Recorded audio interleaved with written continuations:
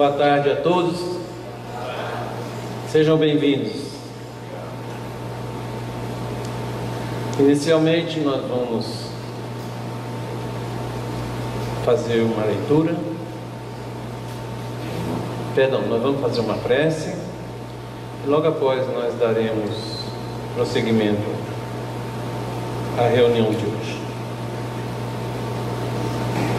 Deus Pai amado, obrigado, Senhor, pela vida que nos concede, por todas as oportunidades que nos são oferecidas para o nosso crescimento espiritual.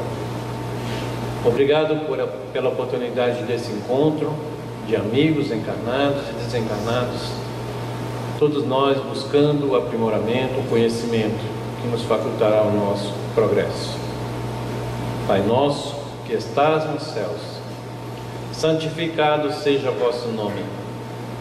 Venha a nós o vosso reino.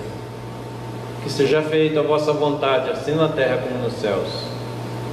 O pão nosso de cada dia dai-nos hoje. Perdoai as nossas ofensas, assim como nós perdoamos quem nos tem ofendido. Não nos deixeis cair em tentações. Livrai-nos, Pai, de todo o mal. Que assim seja. A leitura preparatória é do livro Frases, Dicas e Histórias Maravilhosas, número 11, de Orlando Nucci. A lição de hoje, número 95, A morte não é nada.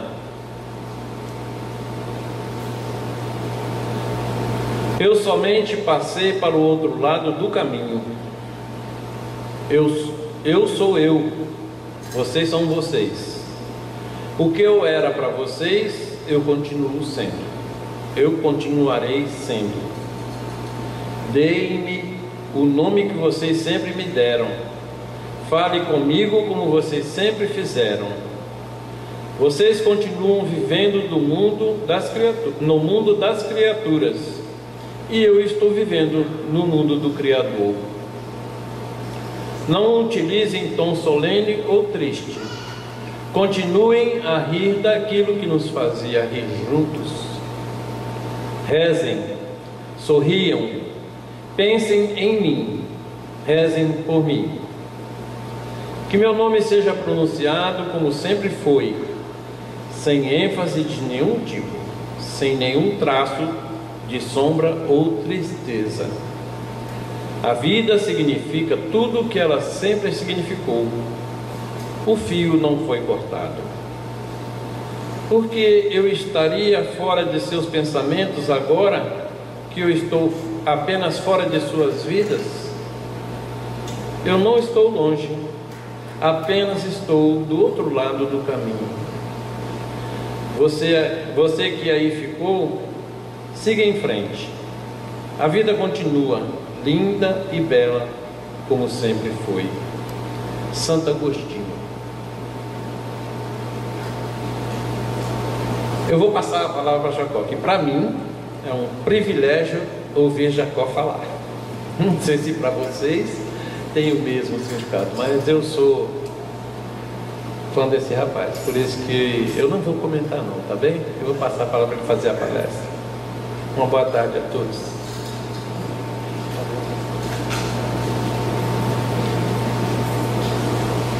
Boa tarde.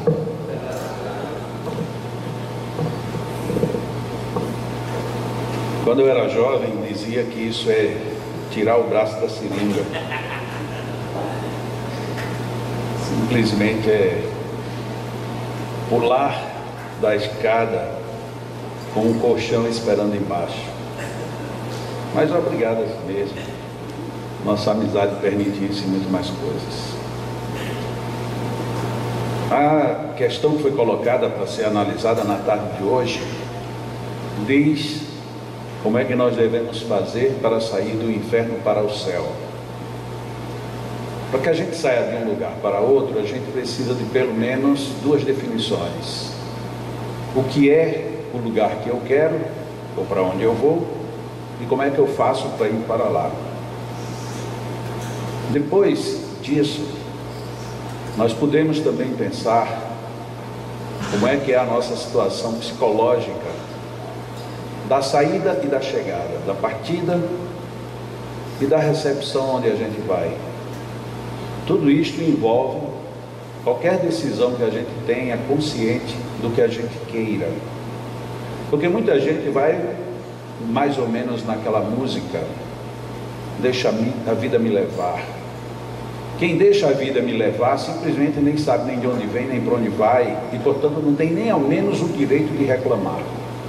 Se deu certo, tudo bem, mas como você também não sabia, você não agradece. Se deu errado, você também não pode dizer que foi perseguição, foi malfeitio. Você simplesmente não optou. E não optou porque você não pensou nem do lugar que saía, nem para onde ia, o que ia fazer, nem por onde ia. Se por acaso a gente quer sair daqui para Natal e se vai de carro, a gente sabe que tem, de forma bem direta, pelo menos 2 caminhos. Se quiser de uma forma um pouco mais indireta, tem um terceiro caminho. Vai depender de por onde você queira passar, qual é o tipo de estrada e quanto tempo você tem para resolver a sua ida. Mas se você não souber para que lado fica Natal, você pode pegar outros caminhos e não chegar lá nunca. A nossa partida do inferno para o céu, ou até mesmo do céu para o inferno, ela passa por isso, muitas vezes sem a gente se dar conta. Quando tratamos do assunto de forma psicológica, emocional, existencial, então nós começamos a fazer uma trilha, quase sempre que a gente diz casual ou desconhecida, mas que nada mais é do que o retrato do que de fato nós vivemos, pensamos, conjecturamos e concluímos. Nós podemos analisar a saída do inferno para a ida ao céu sob diversos aspectos.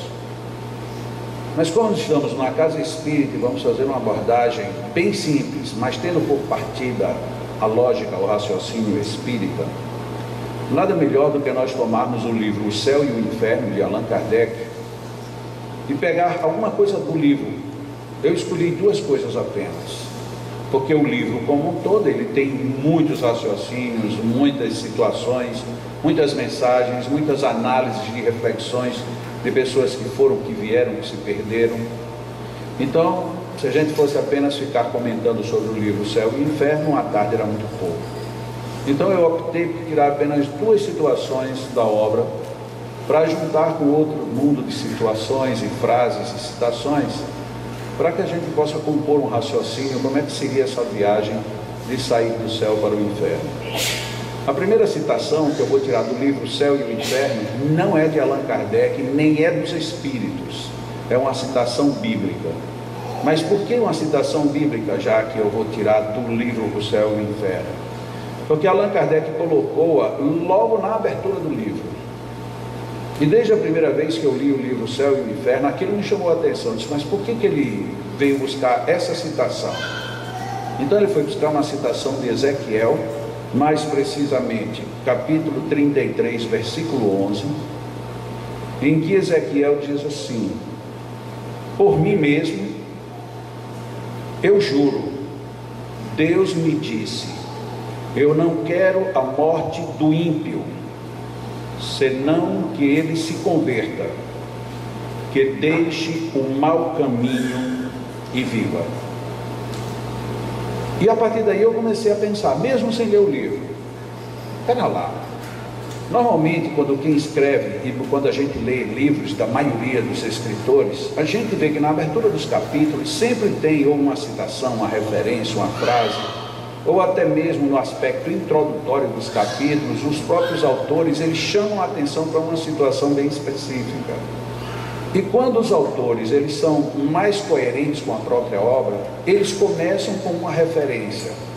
Muitas vezes é um segundo título, outras vezes é uma indicação da abordagem em geral. E Allan Kardec, ao invés de colocar muitos adornos, foi buscar um versículo de um autor bíblico muito pouco usado nas citações de uma forma geral, Ezequiel. E aí Ezequiel fala dele, dizendo, eu juro, portanto, era ele a dizer que tinha ouvido de Deus este recado. Sem entrar no mérito da questão, nós encontramos Ezequiel trazendo uma informação, qualquer que tenha sido o processamento que ele usou para isso, a afirmar que Deus não queria a morte do ímpio, ou seja, não interessa a Deus que nós caiamos na morte em desgraça. Allan Kardec sabia, ele estava escrevendo sobre céu e inferno. E céu e inferno, no contexto mais genérico, é algo ou algum lugar para o qual se vai depois da vida. Então Allan Kardec pega o conceito de morte em Ezequiel, e a primeira coisa que ele diz é que Deus não queria que o ímpio morresse. Nos dias atuais isso é complicado, porque vamos tomar o exemplo do que está acontecendo em Fortaleza, os bandidos tomando conta de tudo quanto é jeito, não tem polícia federal que dê jeito, não tem esquadrão complementar que venha, e eles todas as noites estão fazendo e agindo. E aí a gente começa a ouvir, primeiro de forma de surdina, daqui a pouco nas próprios noticiários, e daqui a pouco isso vai virar uma comoção. Tem que matar os bandidos são os ímpios. Se a gente se recorda de Ezequiel, a proposta dita por Ezequiel de saída é que ele não quer a morte dos ímpios, mas ele quer alguma coisa, quer que eles se convertam, mas não é se converter a uma religião, tanto que está o acréscimo no próprio Ezequiel. Queremos que ele se converta, no caso, que ele saia do mau caminho e viva. Porque esta é a finalidade da vida. A finalidade da vida não é condenação. A finalidade da vida é progressão. Inclusive, fazendo um parêntese, é muito comum nós dizermos que nós estamos aqui para evoluir. Não, nós não estamos aqui para evoluir. Nós estamos aqui para progredir. Porque a evolução é uma lei natural. A evolução acontece a despeito do nosso querer. O progresso depende da nossa determinação. Então eu me determino que vou progredir. Para isso eu estudo, eu tenho humildade, eu exercito a paciência e vou tentando desenvolver potências na alma para adquirir esse caráter, ou a característica de desenvolvimento.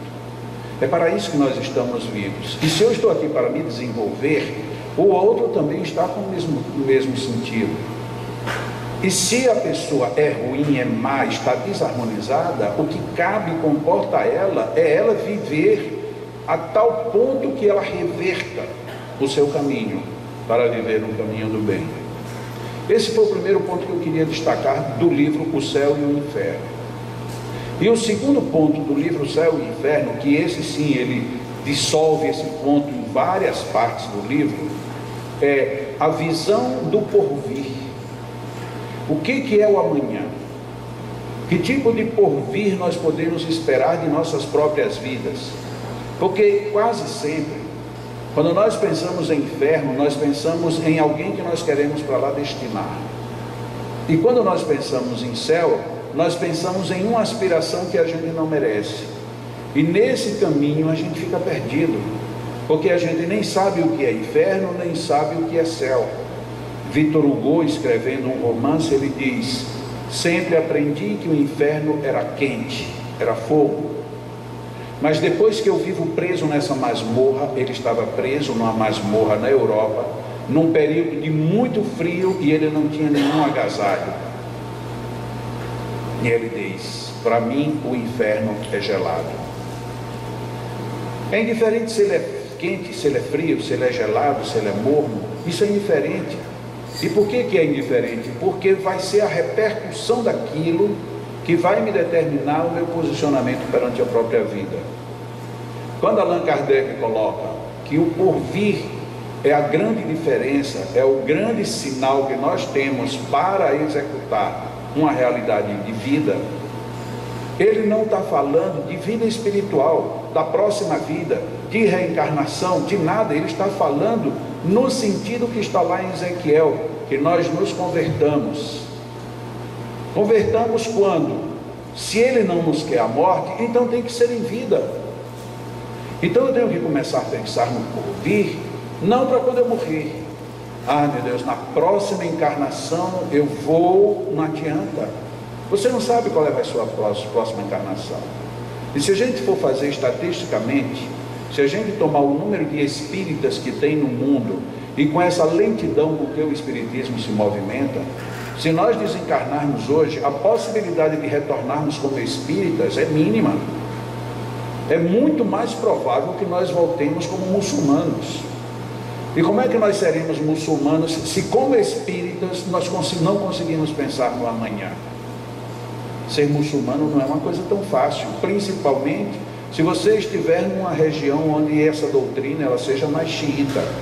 Estamos vendo aí pela imprensa uma jovem, porque disse que não aceitava mais a religião, a família, não eram os sacerdotes, não era o povo da rua, não, a família, pai, mãe, irmãos, queriam matá-la. Não era prendê-la, não era retê-la, contê-la, era matá-la, em nome de Alá. O mesmo Alá que inspira Ezequiel a dizer que não quer a morte do ímpio. Mas eu sou ímpio só porque não aceito a tua religião. Imagina se nós caímos agora a analisar outras situações que são colocadas aí como separadoras das almas humanas. É muito complicado. Muito complicado porque a gente continua pensando que o céu e o inferno são posições, são regiões, são sítios, são lugares determinados. Ou então, são vibrações tão fechadas em si mesmas, que quando a gente desencarna, pela nossa tonteria no desencarne, vamos parar num ponto desses, e do qual não temos saída. Porque é algo absurdamente abominável. Como é que eu posso pensar, estando aqui na Terra, com todas as dificuldades que eu tenho na minha vida, eu consigo me movimentar, consigo me mudar, eu tenho família, mesmo que eu não tenha família que eu não queira, mesmo que a minha família tenha me abandonado, mesmo que o meu emprego seja bom, seja ruim, a gente está aqui, e a gente encontra momentos de alegria, de satisfação, de prazer, e Deus me coloca sadicamente aqui, para depois me sacar desse ambiente, e me jogar, onde só há prantos e rangeiros de dentes. Será que era esse mesmo o sentido que nos esperava?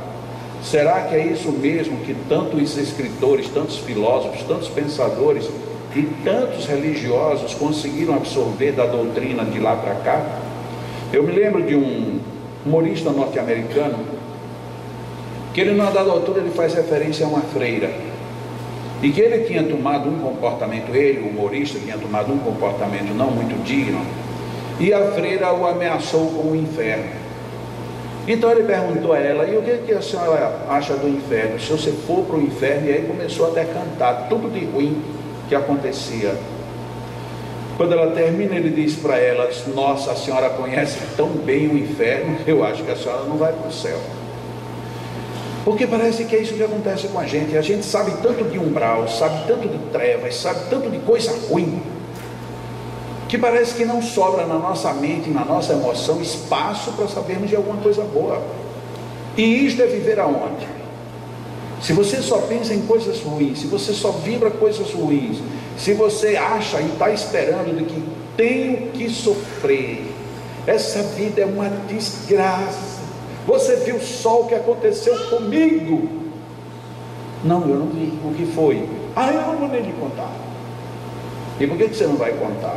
Não, porque aí eu vou sofrer de novo. Então você já parou de sofrer e ainda está assim? Não, é porque você não tem ideia. Então a gente faz em nosso derredor aqueles benditos caldeirões que se colocava nas feições infernais, e a gente dentro deles. Nós fazemos isso quase que diariamente. E aí quando desencarnarmos, queremos o que de vida futura? Porque a vida futura é uma construção. A vida futura é como uma casa. Você comprou um terreno, quando nós reencarnamos, Deus nos dá o terreno. E você vai construir o lugar para onde você vai. Alguns filósofos dizem de forma diferente. Cuide muito bem do seu corpo, porque é aí que você mora. Todo mundo sabe disso, mesmo quem nunca leu, mesmo quem nunca foi filósofo. Se você não cuidar do seu corpo, você vai passar mal, porque esse corpo é quem te agasalha. E o que a gente faz com o nosso corpo? nos descuidamos dele. E aí depois reclamamos, como é que pode, eu tão jovem tenho um câncer. Sim, mas por que você tem um câncer? Ah, porque Deus ficou com raiva. Deus não ficou com raiva, Ele te deu uma vida inteira. Agora Ele te deu uma vida inteira com todas as bactérias, com todas as enzimas, com todos os sistemas de defesa e com todos os sistemas de ataque e contra-ataque. Você é quem faz valer. O que você deixa prevalecer? Eu quero ser curado. Tem certeza? Não, eu queria que alguém me curasse. Isso é diferente. Eu querer que alguém me cure é totalmente diferente de eu querer ser curado, de eu querer me curar. É totalmente diferente. Mas parece que ninguém aprende isso. E não é aprender em escola, não é aprender em literatura, é aprender na vida.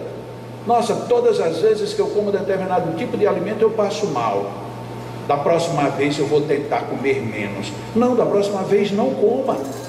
Se lhe faz mal, qual é a vantagem? Não, mas é porque eu não resisto, então não reclame.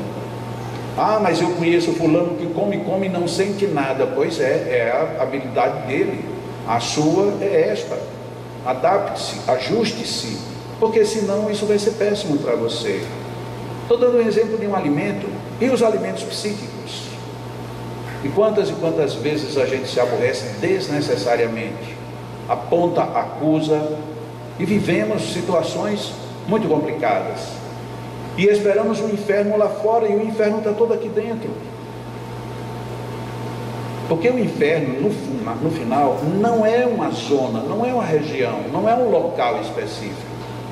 O inferno é um estado de espírito. E como estado de espírito, sou eu que dou significado para tudo que me acontece. Não, mas se eu tivesse esse tipo de disposição, seria mais fácil. Sim, se você tivesse, mas você não tem. É uma consciência. Tenha consciência disso. Tem pessoas que, por exemplo, tentaram fumar na vida, mas passavam terrivelmente mal. Ele dizia, eu não tenho jeito, eu não consigo fumar, porque se eu fumar eu vou terminar morrendo. Já tem pessoas que fumam e parece que o fumo nunca fez mal. Aqui no Leão nós tivemos um senhor que morreu aos 103 anos de idade. Aos 103 anos ele ainda fumava. Como é que pode? Ah, se eu tivesse um organismo como esse. Se você tivesse um organismo como esse, você não fumasse e fizesse isso com prazer, você teria de viver 110, 120 anos, com a qualidade que ele tinha. Porque aos 103 anos, ele se lembrava de tudo, reconhecia todo mundo e falava sobre qualquer assunto. Então ele era um privilegiado, ele tinha um organismo privilegiado, ele tinha um organismo privilegiado, em muitos sentidos, sobretudo porque era um homem muito bom. Ele andava aqui por esse Leão, logo que a gente começou aqui, tinha muitos insetos, e tinha muitas cobras, e ele saía, de vez em quando ele chegava para almoçar, ele tinha uma cobra dentro do bolso. Aí você diz, não, é uma cobrinha de 2 cabeças. Não, cobras com veneno. As cobras não o picavam.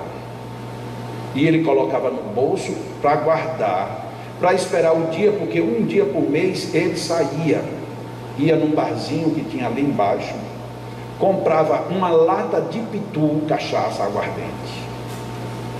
Ele tomava aquela lata de aguardente sozinho, isso com mais de 100 anos. Quando ele terminava, ele voltava, e aí ele procurava um lugar para colocar as serpentes, porque ele não queria que ninguém matasse.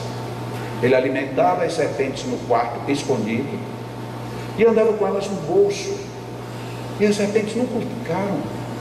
Ah, mas serpente foi feita para picar pessoas, mas por que não picava ele? Fumo foi feito para fazer mal, e por que não fazia ele?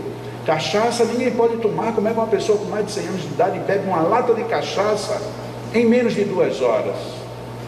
E ele chegava aqui alegre, feliz, brincando com todo mundo, e depois dizia assim, eu vou me deitar, hoje eu preciso dormir. Era a forma que ele tinha para consumir durante um mês uma lata de cachaça. Se alguém chega aqui muito generoso e diz assim, você está proibido de beber e de fumar, ele teria morrido antes, porque ele sabia conviver com isto. É difícil, mas é um fato real. Estou falando aqui um fato real. E no dia que ele desencarnou, Ele avisou que ia desencarnar. Não foi num dia antes, foi no dia. Quando foi de manhã que foram chamar para tomar café, ele disse: eu não vou, não quero tomar café hoje.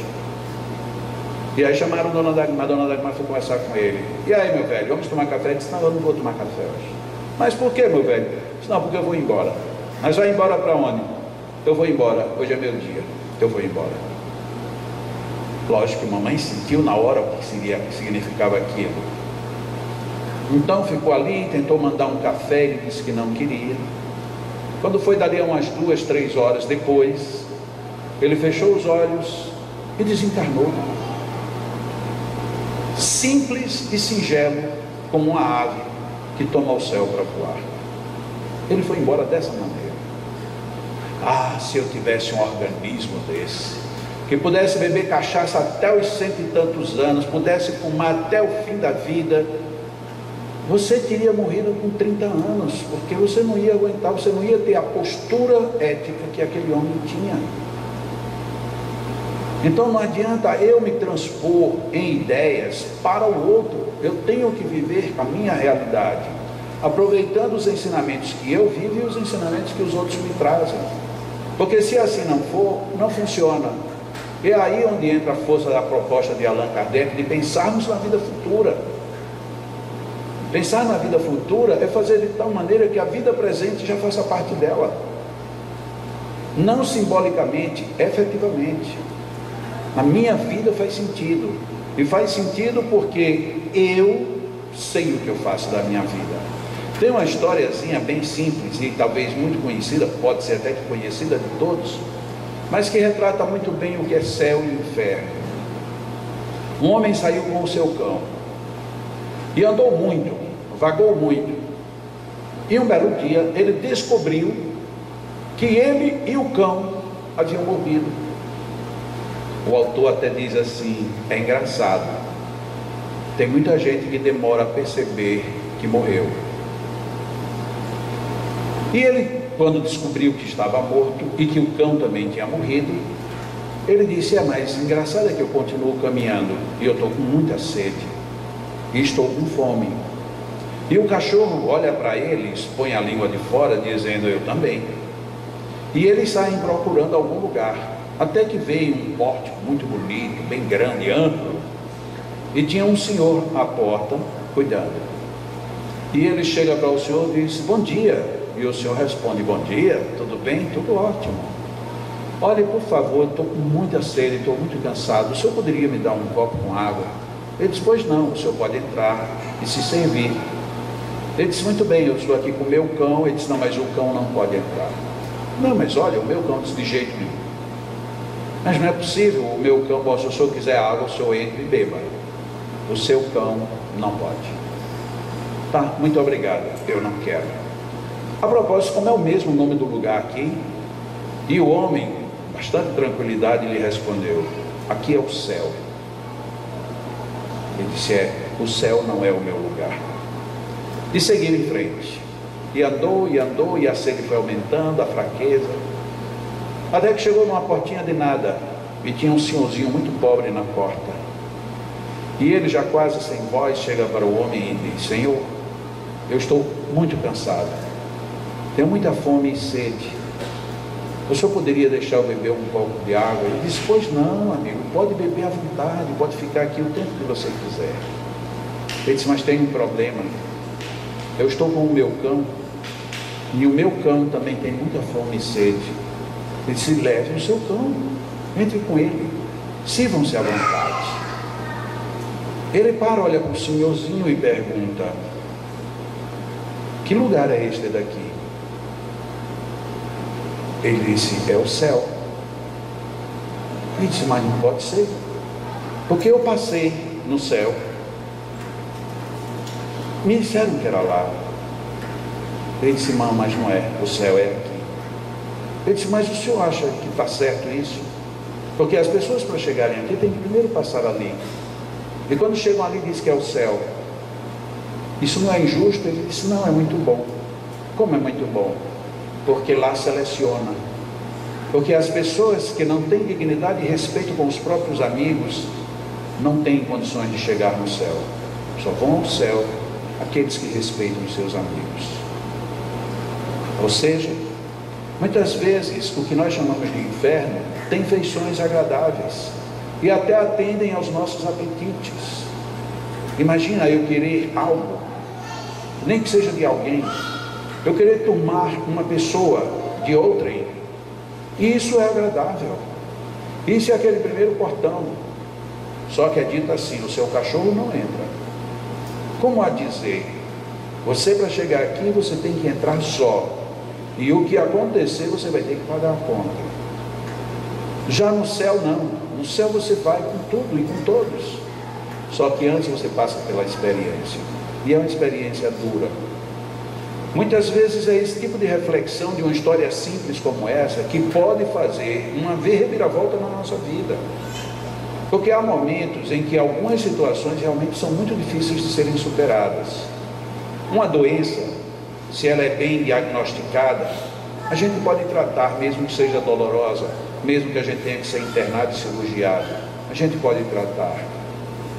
Uma desilusão amorosa, se você tiver um pouco de tranquilidade, vai perceber que, independente de qualquer outra pessoa, um fator chamado tempo, ele atenua os maiores ardores do calor infernal que abrasa a nossa alma.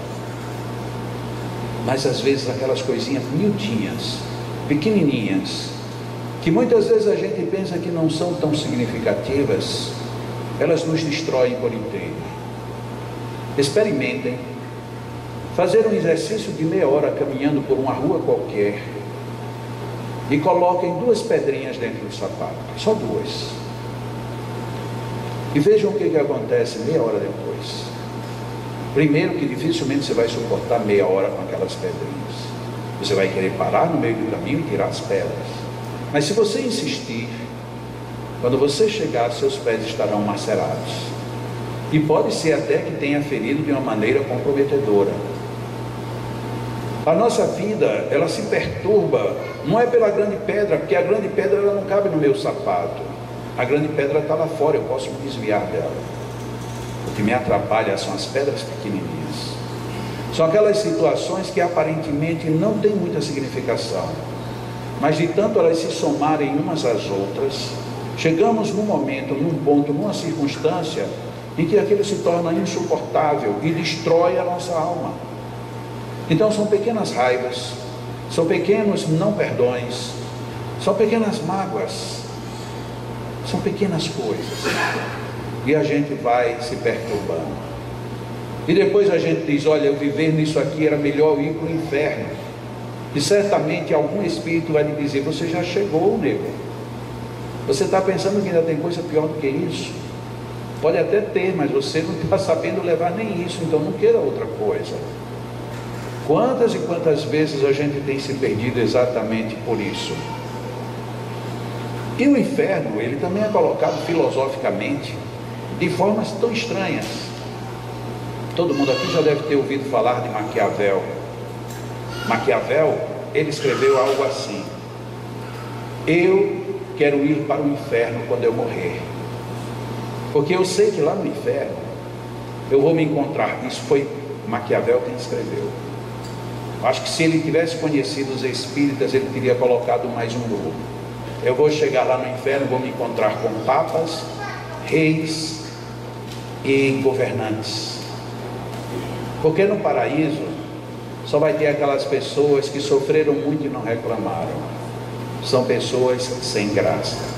Bem se vê que isso é uma ideia maquiavélica, a ideia de Maquiavel, mas lá no fundo parece que faz sentido. Tem uma obra espírita, se não me engano, de Humberto de Campos, em que ele diz que numa visão espiritual os ambientes mais pesados eram de pessoas que teoricamente se imaginavam que elas, depois de desencarnadas, estariam nos melhores locais.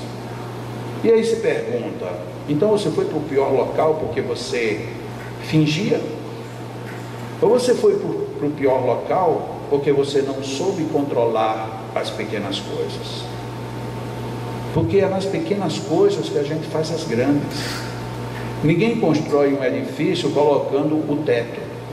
Você constrói colocando pedra sobre pedra, e no começo é pedra, argila, e aquilo é meio disforme. depois precisa alguém passar um reparador, depois precisa colocar um chapisco, para depois colocar um reboco, para depois afinar tudo, para só no final ter uma aparência elegante, quando você colocar uma outra camada de massa e tinta. Isso como padrão. Mas se você quiser começar pintando e dando acabamento sem antes ter levantado as paredes, você não consegue fazer absolutamente nada. A nossa vida são essas pequenas construções, esses pequenos tijolos, essas interconexões que nós vamos fazendo entre os elementos. Se você faz mal feito, se você pega o traço de cimento e deixa de colocar o cimento, ela não dá liga. E não dando liga, não sustenta. E se sustenta, é por pequena estatura, às vezes insuficiente para você ficar ali embaixo. Isso é um inferno. O inferno é um estado em que a gente não consegue se autodominar. Alguns poetas dizem que inferno é uma desilusão amorosa.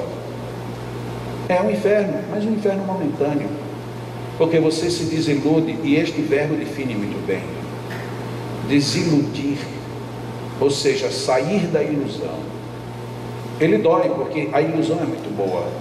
A ilusão é tão boa que a mídia só existe por conta de ilusão.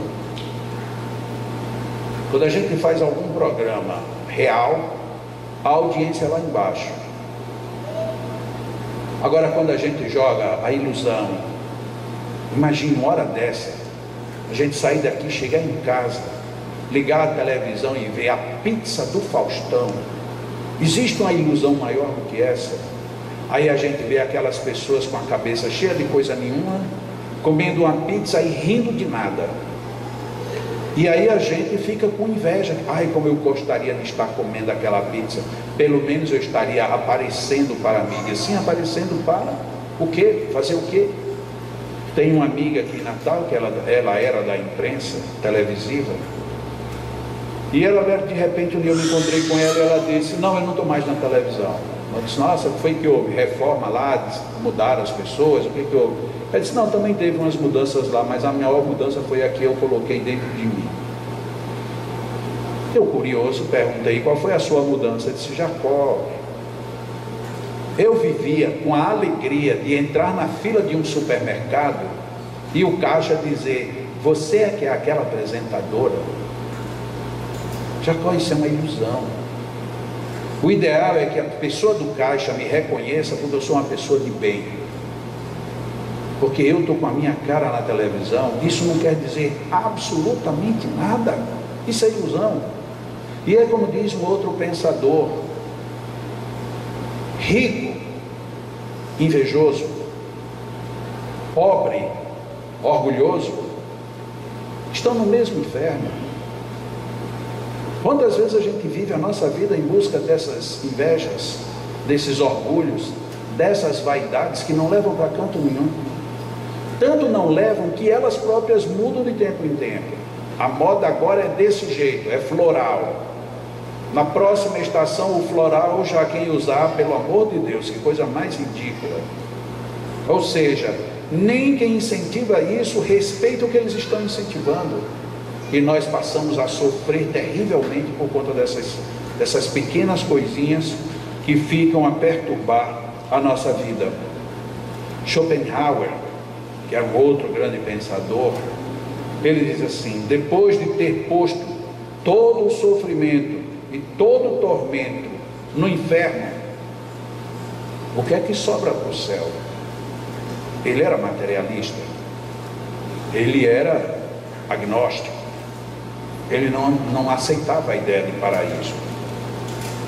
Então ele colocava do tipo: no céu não resta mais nada, porque na vida a única coisa que tem é sofrimento e tormento. É uma visão muito pessimista. Mas se a gente tira o substrato disso tudo, se eu estou vivendo muitos tormentos, muitos sofrimentos, muitos constrangimentos, e se isso foi colocado tudo no inferno, eu fui para o inferno. Eu estou no inferno. Eu preciso sair do inferno. E eu só saio de lá se eu superar essa situação, que já não é mais uma situação física, química. É uma situação agora profundamente emocional e existencial. E se eu não sair, eu estou perdido. Tem uma outra historinha também muito conhecida, mas que são ótimas às vezes histórias conhecidas, porque nos ajudam nos momentos mais difíceis e nos lembrarmos delas. Uma pessoa sobe e vai falar com Deus, que não sabia de tantas discussões que havia sobre céu e inferno, não sabia a rigor para onde gostaria de ir, se para o inferno ou para o céu. E Deus pacientemente levou para conhecer os campos. E primeiro o leva para o inferno. E quando ele chega lá no inferno, ele vê que tinha uma coisa curiosa: um grande caldeirão, as pessoas em torno do caldeirão, e todo mundo com a colher e um cabo muito grande. E todo mundo ali passava fome e xingava. E ele ficou meio admirado daquilo. Nossa, que coisa esquisita. Eu posso conhecer o céu? Pode. E quando ele vai ao céu, encontra uma sala idêntica, nas mesmas proporções, com um caldeirão do mesmo jeito e as colheres do mesmo tamanho. Só que em vez das pessoas estarem brigando, elas estavam felizes. E ele pergunta a Deus: mas como pode? Ele disse: você viu lá que cada um com aquela colher, ele não conseguia trazer a colher à boca porque o cabo era grande demais e se revoltava. Aqui a colher é a mesma. Ele tira do caldeirão e dá para o outro, e o outro tira e dá para ele. Então todos ficam saciados. Diz a história então o que? Inferno e céu são absolutamente a mesma coisa. Não existe paraíso perdido, não existe paraíso à ascensão, não existe um inferno precipitado, não existe um inferno ardente. Existem as mesmas coisas, e cada um de nós nos adaptamos, nos posicionamos e tomamos as decisões que temos dentro desses ambientes. É uma história tão simples. Inclusive isso hoje as próprias crianças já comentam sobre a colher do tamanho grande, do cabo grande. Já sei, quando eu tiver um cabo grande, aí eu sirvo o próximo. E aí a gente chega na mensagem de Jesus: faça ao outro aquilo que você gostaria que o outro te fizesse. Quando eu sou egoísta, eu não faço ao outro nada. E se ele faz a mim é porque ele é bobo. E aí a gente se perde. Aí a gente se precipita assim para o inferno. Mas recentemente, a vida é tão engraçada, é porque a gente se fixa muito nas coisas ruins.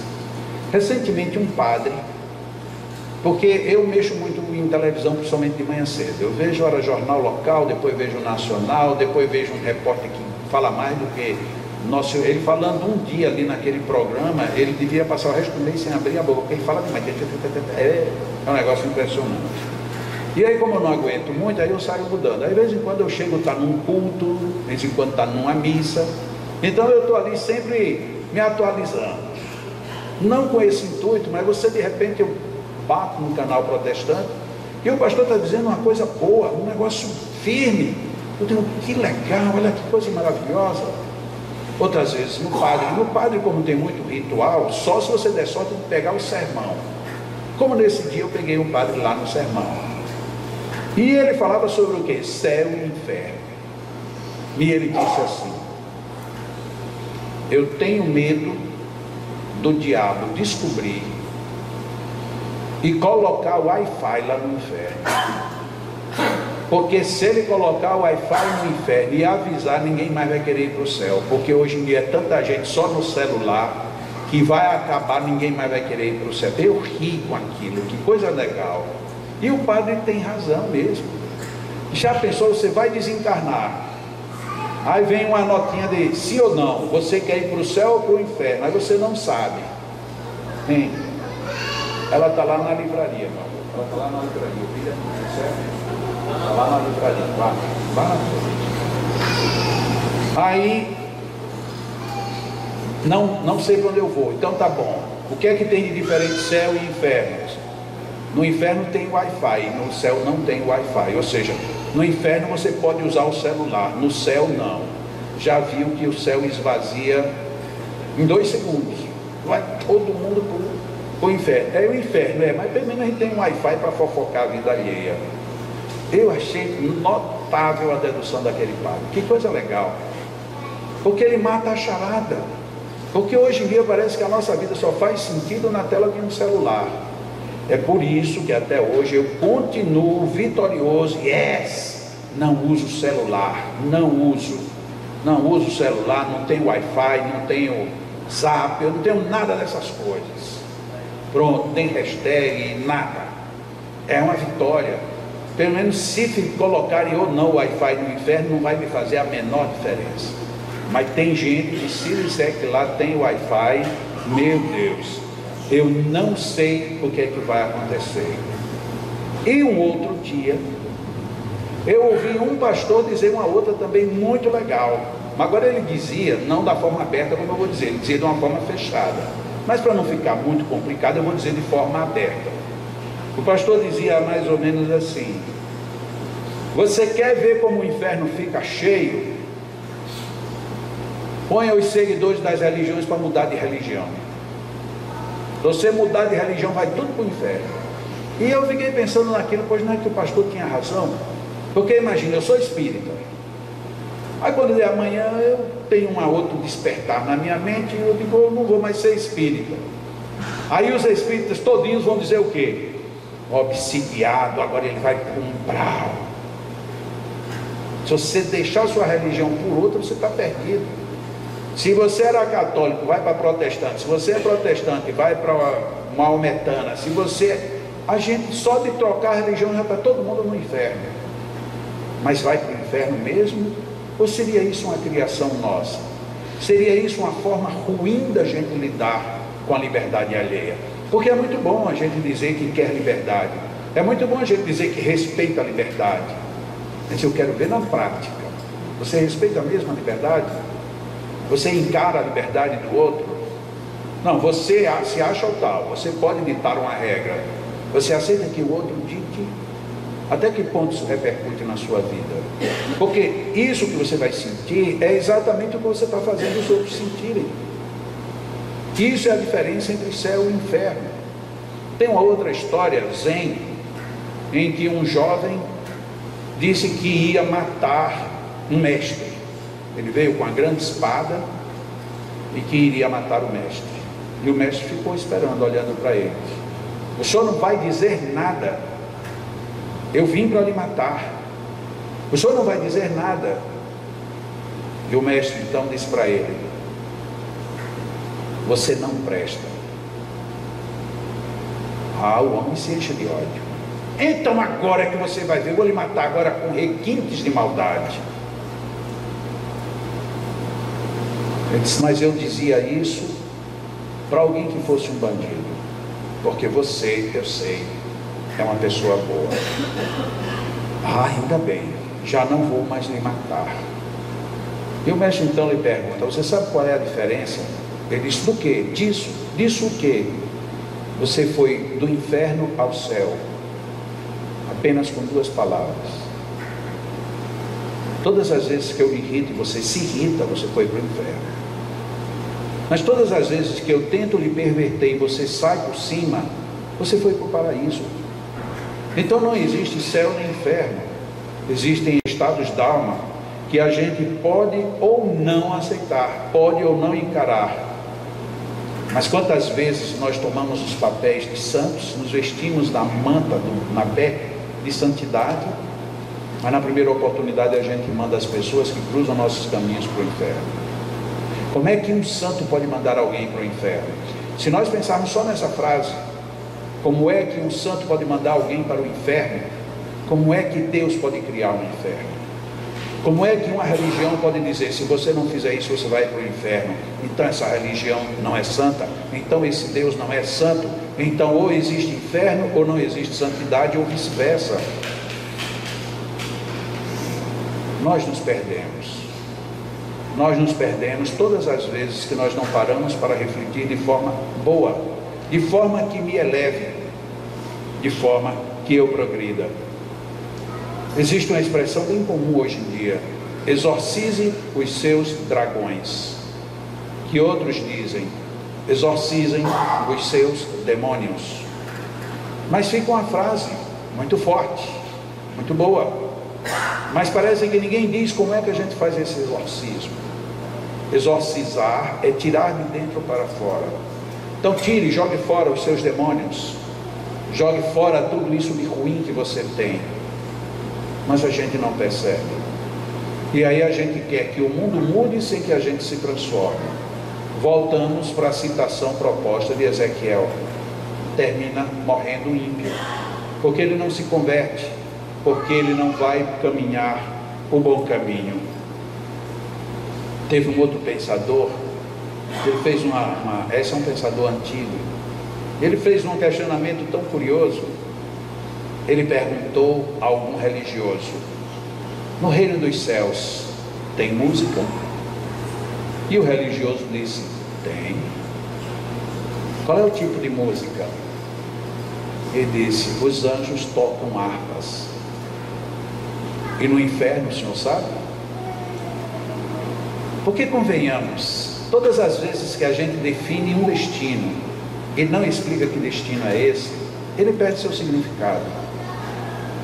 Será que alguém aqui de nós gostamos mesmo de ouvir harpa? Só harpa. Se a gente um dia sair daqui e for num grande concerto assistir um grande arpista, vai ser lindo. Agora imagine a partir de hoje a gente só ouvir harpa. Não, mas a harpa é muito bem tocada, sim. Mas não tem nenhuma tubadora, não tem um pandeiro, não tem um baixo, um contrabaixo, não, só tem a harpa, o baixo da própria harpa. Sim, mas amanhã é harpa, depois da manhã, harpa, daqui a 10 anos, a mesma harpa. Será que isso é o paraíso ou isso é o inferno? O que é o paraíso? O que é uma música celeste? Eu não gosto de axé, mas para quem gosta, aquilo é uma boa. Tem pessoas que relaxam ouvindo axé, eu não consigo. Mas eu não posso comparar a minha intimidade com a intimidade alheia. Agora, quando eu me satisfaço com coisa que não presta, agressividades, umas pornografias totalmente desnecessárias, como hoje acontece, infelizmente, na poesia, na arte de uma forma geral no Brasil, não no Brasil, não, no mundo. Quem entende inglês e que ouve as letras americanas, é pornografia do começo ao fim. E aí você pergunta: que pornografia é essa? Não faz o menor sentido. Você larga um palavrão só porque acha engraçado dizer um palavrão. Eu já contei aqui há um tempo, mas é um fato bem interessante. Há um grande grupo musical que hoje é top, chamado Coldplay. O Coldplay, quando ele estava iniciando a carreira, ele fazia a abertura do show das grandes bandas. Isso já, o Coldplay já estava num nível intermediário. Então ele já era convidado para abrir os grandes shows. E num desses shows que eles foram abrir, foi transmitido ao vivo. E o cantor principal, o líder da banda, disse para o pai dele: pai, assista, que eu gostaria de ouvir a sua opinião. Nós vamos abrir o show, se não me engano na época era um show dos Rolling Stones que eles iam abrir. Então nós vamos abrir o show dos Rolling Stones. Vai ser uma apoteose. E vai ser ótimo para a gente, porque a gente vai ser conhecido agora no mundo todo. Então, por favor, o senhor assiste, depois me dê um retorno. E o Coldplay fez a abertura e foi transmitido, e o pai assistiu. Quando terminou o show, o filho chega em casa e diz assim: e aí, pai, que tal? Ele disse: eu achei desnecessário. Ele disse: mas o que, pai? O show não foi bom? Ele disse: poderia ter sido melhor. Mas por quê? Ele disse: você disse esta e esta e esta e esta palavra imprópria, sem nenhuma necessidade. Você quer ser uma banda que é reconhecida porque compõe e toca bem? Ou você quer ser reconhecida por uma banda sem valor, que fica usando palavrões para poder chamar a atenção? Se você quiser isso, não me convide mais para assisti-los. Se você acha que você tem valor, nunca mais diga palavrão nas suas apresentações. E o Coldplay mudou logo no início por conta desse comentário do pai. Não há necessidade de certos palavrões. A gente diz palavrão por quê?